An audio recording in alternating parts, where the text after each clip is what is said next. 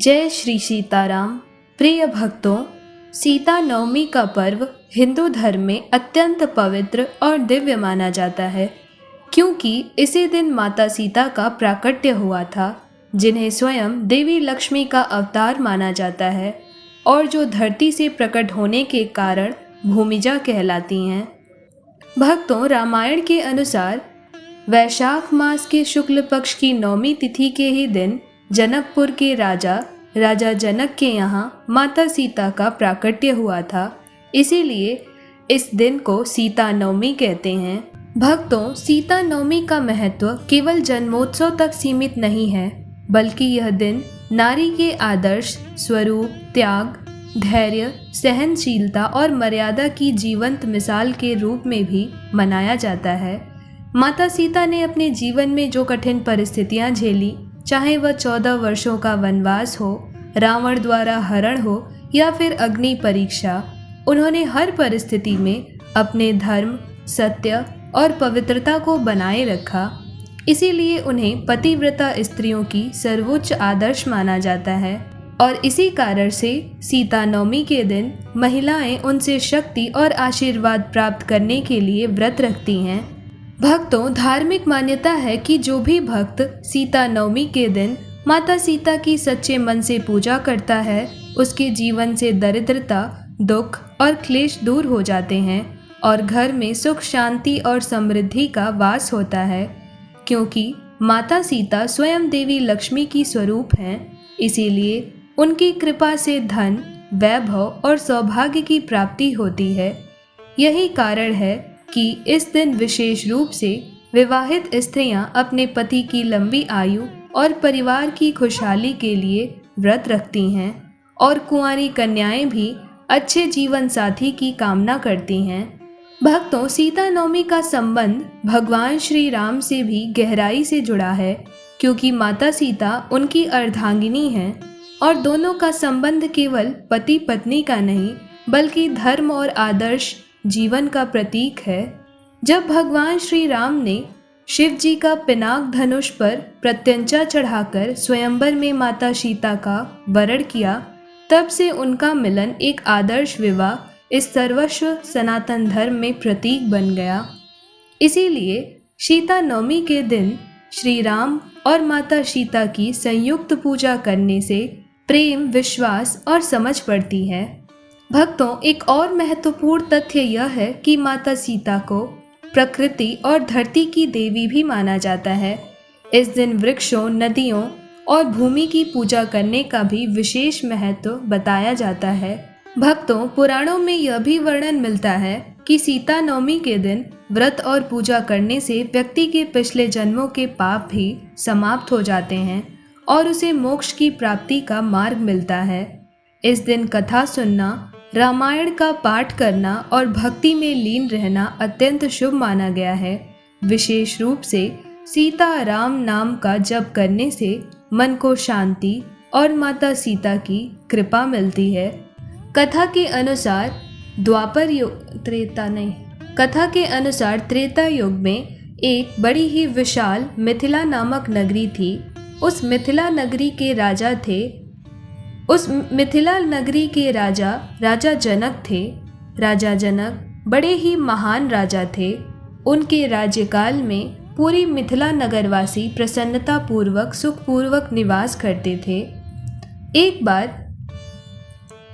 एक बार उस मिथिला नगरी में बहुत भयंकर अकाल पड़ा हुआ था।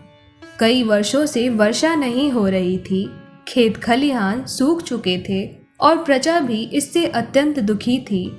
तब इस संकट को दूर करने के लिए मिथिला के राजा जनक ने कई ऋषियों से परामर्श लिया। तब ऋषियों ने राजा जनक को एक विशेष यज्ञ करने का सुझाव दिया और कहा कि इस यज्ञ के बाद स्वयं राजा जनक को भूमि की जुताई करनी होगी, क्योंकि यह कर्म धरती माता को प्रसन्न करेगा और इससे वर्षा होगी। तब राजा जनक ने पूरी श्रद्धा और नियम के साथ यज्ञ संपन्न कराया और फिर स्वयं हल लेकर खेत जोतने लगे। जैसे ही वे धरती को जोत रहे थे, अचानक उनके हल की नोक किसी ठोकर वस्तु से उनके हल की नोक किसी कठोर वस्तु से टकराई। जब उन्होंने उस स्थान को खोदा तो वहां एक दिव्य अलौकिक कलश दिखाई दिया। राजा जनक जी ने उस कलश को बाहर निकाला और जैसे ही उसे खोला, उसमें एक अत्यंत सुंदर, तेजस्वी और दिव्य आभा से युक्त कन्या प्रकट हुई। उस कन्या का तेज इतना अद्भुत था कि राजा जनक समझ गए कि यह कोई साधारण बालिका नहीं, कोई अत्यंत ही दिव्य शक्ति है।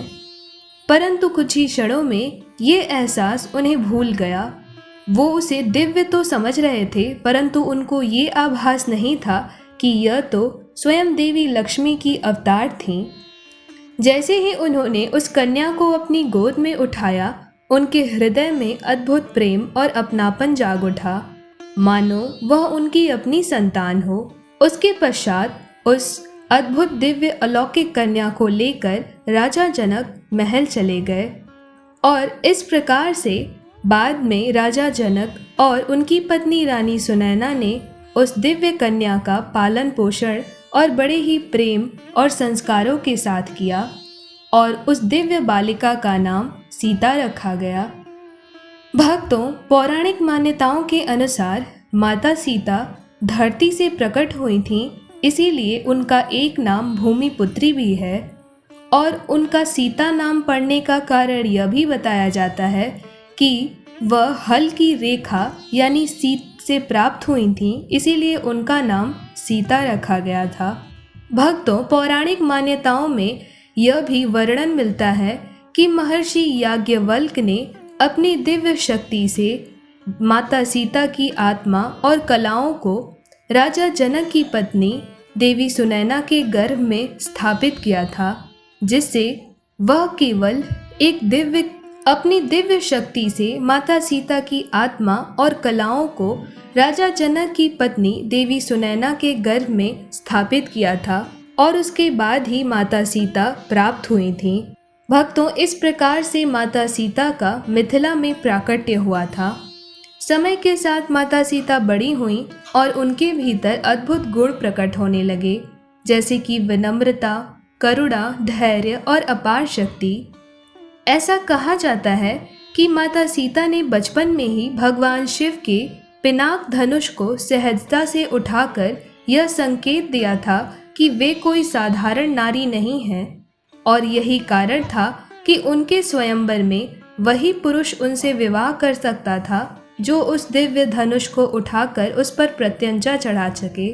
और आगे चलकर, जैसा कि आप सभी को पता है, भगवान श्री राम ने उस शिव जी के पिनाक धनुष को प्रत्यंचा चढ़ाकर सीता जी का वरण किया और इस प्रकार श्री रामचंद्र और माता सीता का विवाह हुआ था, जो कि आज भी इस सत्य सनातन धर्म में एक आदर्श विवाह का प्रतीक माना जाता है।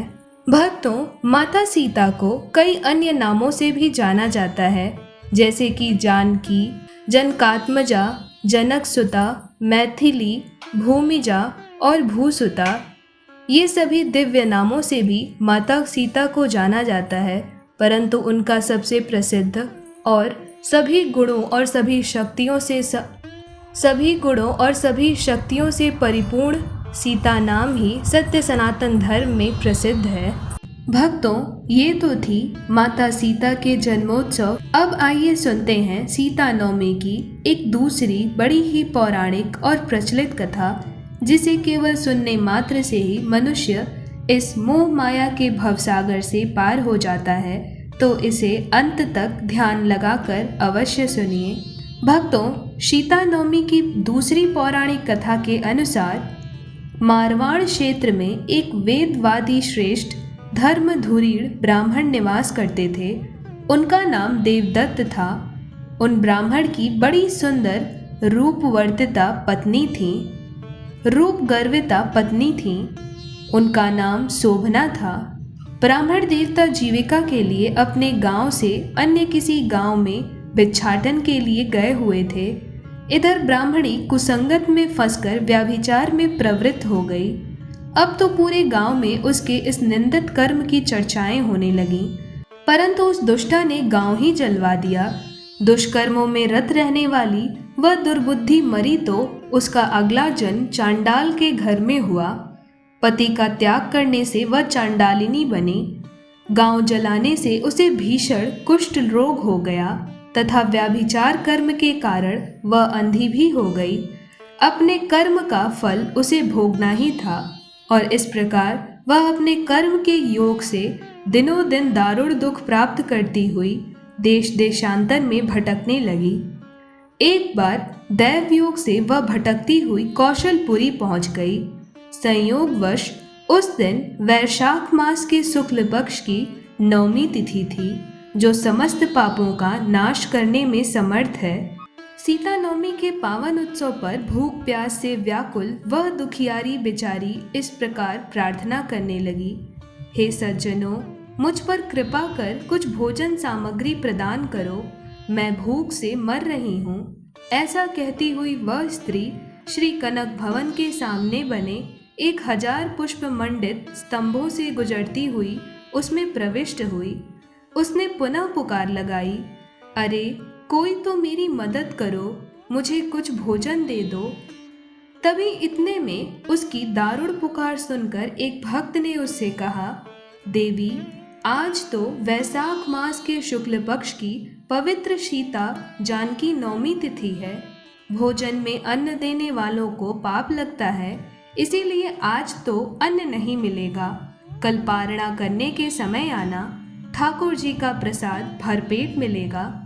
किंतु वह नहीं मानी। अधिक कहने पर भक्त ने अंततः उसे तुलसी एवं जल प्रदान किया। तब उस पापिनी स्त्री ने तुलसी पत्र और जल ग्रहण किया, परंतु ज्यादा भूख के कारण वह पापिनी भूख से मर गई। किंतु इसी बहाने जाने अनजाने में उससे सीता नवमी का व्रत पूरा हो गया।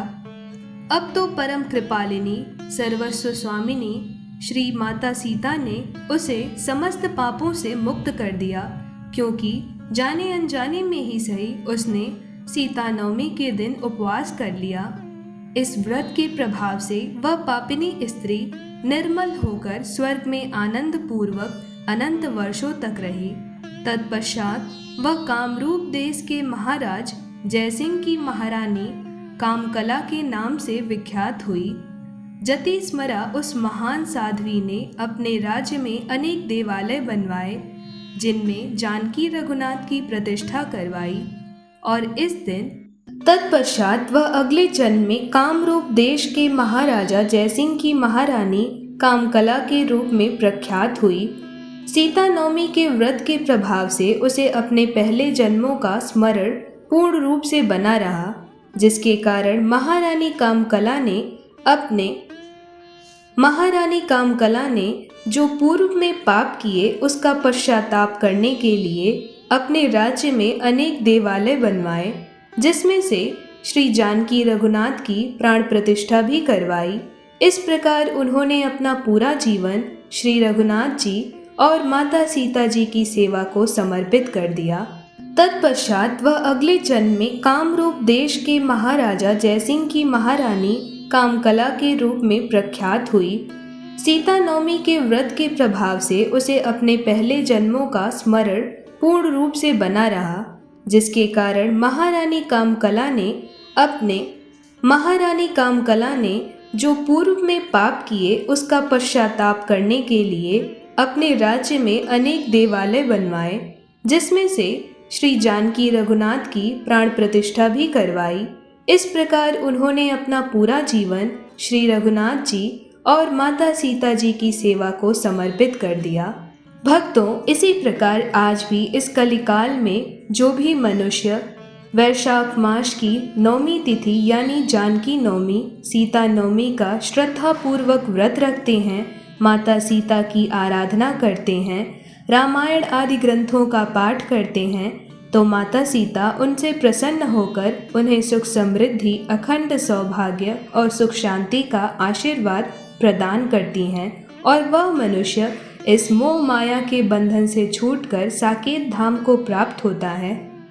भक्तों, आइए अब अंत में माता सीता के चरणों का ध्यान करते हुए सीता जी की स्तुति करते हैं। तो प्रेम से बोली, तो एक बार प्रेम से लिखिए, तो एक बार प्रेम से बोलिए श्री जनक दुलारी सब भक्तन की प्यारी, इस जगत की सर्वस्व माता सीता मैया। तो एक बार प्रेम से बोलिए जनक दुलारी श्री रघुवर प्यारी, भक्तन की हितकारी माता सीता की जय। आरती श्री जनक दुलारी की, सीता जी श्री रघुवर प्यारी की। आरती श्री जनक दुलारी की, जगत जननी जग की विस्तारिणी, नित्य सत्य साकेत विहारिणी। जगत जननी जग की विस्तारिणी, नित्य सत्य साकेत विहारिणी। आरती श्री जनक दुलारी की, सीता जी श्री रघुवर प्यारी की। परम दयामयी दिनों धारिणी सीता मई, परम दयामयी दिनों धारिणी, मैया भक्तन की हितकारिणी। आरती श्री जनक दुलारी की, सीता जी श्री रघुवर प्यारी की। सती श्री रोमणि पति हितकारिणी, पति सेवा वितवन वनचारिणी। सती श्री रोमणि पति हितकारिणी, पति सेवा वितवन वनचारिणी। आरती श्री जनक दुलारी की, सीता जी श्री रघुवर प्यारी की। पति हित पति वियोग स्वीकारिणी, पति हित पति वियोग स्वीकारिणी।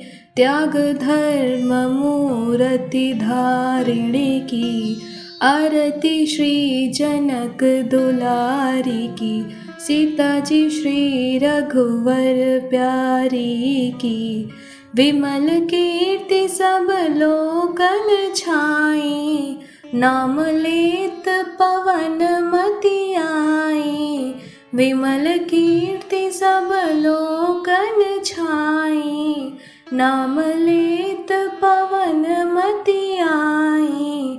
आरती श्री जनक दुलारी की, सीता जी श्री रघुवर प्यारी की। सुमिरत काटत कष्ट दुखदाई, शरणागत जन भय हरि गाई। सुमिरत काटत कष्ट दुखदाई, शरणागत जन भय हरि गाई।